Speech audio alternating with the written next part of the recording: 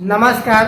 आज इस वीडियो के द्वारा हम आप लोगों को ब्रोंकाइटिस रोग को ठीक करने के बारे में बताएंगे, जिनको बहुत जल्दी नज़ला जुकाम हो जाता है या जिनको तुरंत छींकें आने लगती हैं या खांसी आने लगती है। ऐसी दिक्कतें हैं, गले में खराश बनी रहती है।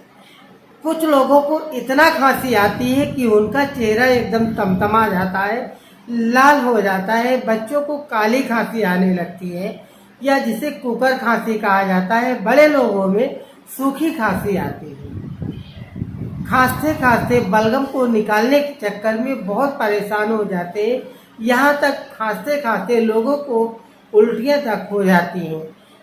जब कभी कभी आधी रात के बाद खांसी इतना ज़्यादा बढ़ जाती है, सांस फूलने लगती है, पूरे शरीर में एक प्रकार की एलर्जी की तरह से पूरे शरीर में चिंचिनाहट जैसी चिंगारी शरीर देने लगता है। ऐसी अगर दिक्कतें हैं या आपके फेफड़ों में बलगम भरा हुआ है या आपका नज़ला बिगड़ गया है, अगर किसी को पुरानी खांसी हो या नई खांसी हो या पुराना नज़ला हो या नया नज़ला हो, इस फार्मूले से सभी प्रकार की दिक्कतें एकदम सही हो जाती हैं। और इस दवा को बनाने के लिए आपको बहुत ज़्यादा पैसा खर्चा करने की ज़रूरत नहीं है।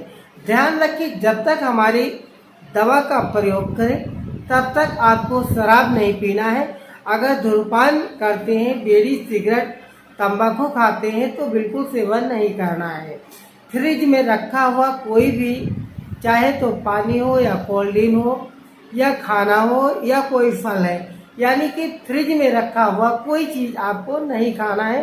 बंद कमरे के अंदर आपको नहीं सोना है। खुले आसमान के नीचे आपको नहीं सोना है। दोस्तों, यह फार्मूला जो हम बताने जा रहे हैं बहुत ही अच्छा फार्मूला है। पहली खुराक में आपको रिजल्ट जरूर मिल जाएगा।